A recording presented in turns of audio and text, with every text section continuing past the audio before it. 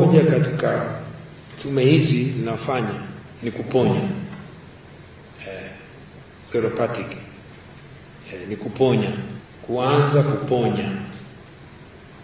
Kwa hiyo waathirika ni wadau wetu muhimu ili kujua nini kimetokea. Watuhumiwa walioshiriki pia tujue, na kwa sababu sisi hatuna mamlaka ya kijinai, hatumshtaki mtu sisi. Kwa hiyo wale waliohusika pia tutawatafuta waweze kutueleza na nini.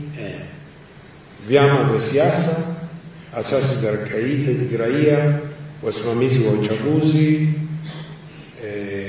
tume huru ya uchaguzi, viongozi wa dini, viongozi wa bodaboda, viongozi wa machinga, wafanyabiashara na wajasiriamali, washiriki wa maendeleo, watu mashuhuri, mamlaka za serikali za mitaa,